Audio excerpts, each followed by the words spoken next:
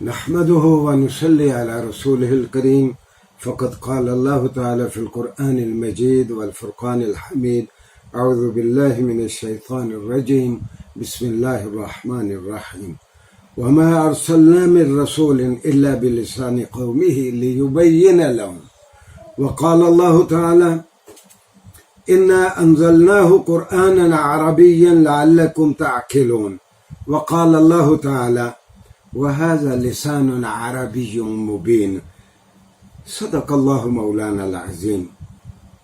ناظرین گرامی، میں نے قرآن کریم کی 3 مختلف آیات آپ کے سامنے پیش کرنے کی سعادت حاصل کی ہے۔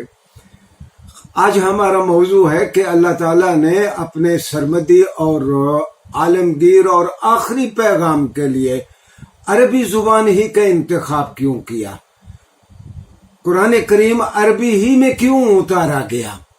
دنیا ماہرین کہتے ہیں دنیا میں 6500 زبانیں ہیں جو مختلف معاشروں کے لوگ آپس میں رابطے کے لیے استعمال کرتے ہیں۔ ہاں، بہت سارے ماہرین کی رائے یہ بھی ہے کہ ان میں سے 4000 زبانیں تقریباً مر رہی ہیں، 2500 کے قریب زبانیں ہیں جو اس وقت کرنسی میں ہیں، لوگ استعمال کرتے ہیں۔ عربی زبان سب سے قدیم زبان ہے، اس وقت موجود زبانوں میں سب سے قدیم زبان عربی زبان ہے۔ عربی زبان ہی میں قرآن کو کیوں اتارا گیا؟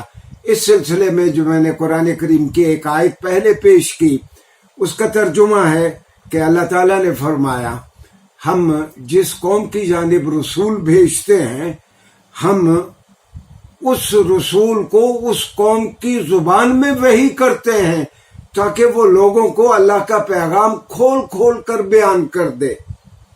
میں اس کی 1-2 مثالیں عرض کرتا ہوں کہ مثال کے طور پر قرآن کریم نے کہا کہ وَإِذْ قَالَ مُوسَىٰ لِقَوْمِهِ، جب موسیٰ نے اپنی قوم سے کہا، یعنی گویا سیدنا موسیٰ علیہ السلام نے اپنی قوم سے وہ اپنی زبان میں ہم کلام ہوئے۔ اور یا قرآن کریم نے کہا وَلَقَدْ أَرْسَلْنَا نُوحًا إِلَىٰ قَوْمِهِ، ہم نے سیدنا نوح کو ان کی قوم کی جانب بھیجا۔ پہلے جتنے انبیاء آتے تھے وہ ایک ایک نبی ایک ایک اس کی قوم کی جانب آتا تھا، لیکن رسول اللہ صلی اللہ علیہ وسلم کے بارے میں قرآن نے کہا وَمَا أَرْسَلْنَاكَ إِلَّا كَافَّةً لِلنَّاسِ بَشِيرًا وَنَذِيرًا، اے محمد صلی اللہ علیہ وآلہ وسلم، ہم نے آپ کو پوری انسانیت، پوری بشریت کے لیے آپ کو نذیر اور بشیر بنا کے بھیجا ہے۔ نذیر سے مراد یہ ہے کہ آپ لوگوں کو وارن کریں کہ اگر برے کام کرو گے تو انجام یہ ہوگا، اور بشیر کا معنی یہ ہے کہ آپ لوگوں کو خوشخبری دیں، اچھے کام کریں گے تو آپ کا انجام یہ ہوگا۔ تو رسول اللہ صلی اللہ علیہ وسلم پوری دنیا کے لیے نبی بنا کے بھیجے گئے۔ اس سے پہلے سارے انبیاء اپنی اپنی قوم کی جانب آتے تھے اور وہ اپنی زبان میں ان سے ہم کلام ہوتے تھے۔ جب اللہ تعالیٰ نے سرمدی اور آخری اور عالمگیر پیغام بھیجنا تھا، لامحالہ اس کے لیے کسی زبان کی ضرورت تھی۔ ہم آمدہ 1-2 لیکچر میں 3 لیکچرز میں ہم جائزہ لیں گے کہ آخر عربی کا انتخاب ہی کیوں کیا گیا۔ اس سلسلے میں یہ عرض کر دوں کہ اللہ کا ایک طریقہ رہا کہ نبی کو اس انداز میں وحی بھیجی جاتی کہ وہ لوگوں کے سامنے بیان کرے تو لوگوں میں ان کے ذہن میں کوئی ابہام نہ ہو، بہت واضح طور پر لوگوں کو اللہ کا پیغام سمجھ آ جائے۔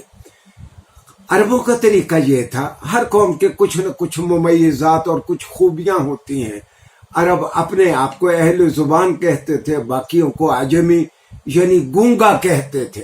عربوں کا دعویٰ تھا، اور یہ دعویٰ اپنی جگہ پہ تاریخ نے درست ثابت کیا کہ اس بہتر انداز میں عربی میں کمیونیکیشن ہوتی ہے، ایک پیغام دوسرے تک پہنچتا ہے کہ کوئی دوسری زبان اس وضاحت کی متحمل نہیں ہے۔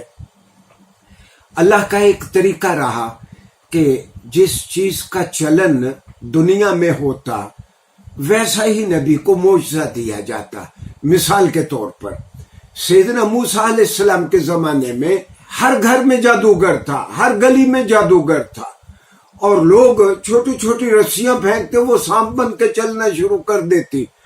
سیدنا عیسیٰ علیہ السلام کے زمانے میں تذکروں میں ہے کہ اتنے بڑے بڑے اطباء تھے کہ دور سے آتے ہوئے ایک شخص کو دیکھ کے کہہ دیتے کہ اس شخص کے اعضائے رئیسہ میں سے فلاں عضو میں خرابی ہے، اس کا دل ٹھیک نہیں ہے، اس کا جگر ٹھیک نہیں ہے، اس کا فلاں عضو ٹھیک کام نہیں کرتا۔ تو حضرت موسیٰ کو ایسا معجزہ دیا گیا کہ آپ اپنا عصا پھینکتے وہ دیگر سارے سانپوں کو ہڑپ کر جاتا۔ حضرت عیسیٰ علیہ السلام کو ایسا معجزہ دیا گیا کہ آپ ایک مر جانے والے کو کہتے کم باذن اللہ، اللہ کے حکم سے کھڑے ہو جاؤ، تو وہ مردہ زندہ ہو جاتا۔ رسول اللہ صلی اللہ علیہ وسلم کو جو معجزہ دیا گیا وہ قرآن کی صورت میں معجزہ دیا گیا کہ قرآن کی ایک آیت آپ لوگوں کے سامنے پڑھتے، لوگ مبہوت ہو جاتے اور ان کو سمجھ آ جاتی کہ یہ کسی انسان کا کلام نہیں ہے۔ ہم اس موضوع کو آئندہ لیکچرز میں عرض کریں گے۔ اس صرف ایک مثال دے کے میں بات کو آج ختم کرتا ہوں کہ جب رسول اللہ صلی اللہ علیہ وسلم پہ سورہ کوثر نازل ہوئی، سورہ کوثر کا ناظرین آپ آہنگ سامنے رکھیں۔ اعوذ باللہ من الشیطان الرجیم، بسم اللہ الرحمن الرحیم، انا اعطیناک الکوثر فصل لربک وانحر ان شانئک هو الابتر۔ رسول اللہ صلی اللہ علیہ وسلم نے اس زمانے کے طریقے کے مطابق ایک صحابی سے کہا کہ اس کو کسی جلد پہ، سکن پہ، کپڑے پہ لکھ کے بیت اللہ کے ساتھ آویزہ کر دو۔ جب وہ سورہ کوثر بیت اللہ کے پردوں کے ساتھ آویزہ کی گئی تو ایک بہت بڑا شاعر، عربوں کا بہت بڑا شاعر، اس نے یہ 3 لائنیں پڑھی اور چوتھی لائن کا از خود اضافہ کر دیا، ھذا لیس بکلام البشر، یہ کسی انسان کا کلام نہیں ہے۔ عرب چھپ چھپ کے رسول اللہ، آپ کے دشمن، قرآن کے دشمن چھپ چھپ کے قرآن کو سنا کرتے تھے۔ عتبہ ہو، ربیعہ ہو، ولید ہو، ابو لہب ہو، ابو جہل ہو، سارے قرآن کو چھپ چھپ کے سنا کرتے تھے، لوگوں کو روکا کرتے تھے کہ محمد صلی اللہ علیہ وسلم کی بات اور ان کا قرآن نہ سنیں، کہ جو بھی قرآن سنتا تھا وہ پھر قرآن کے شہر سے نکل نہیں سکتا تھا۔ آئندہ ہم جائزہ لیں گے کہ اس زبان کو آخری پیغام کے لیے کیوں چنا گیا۔ شکریہ۔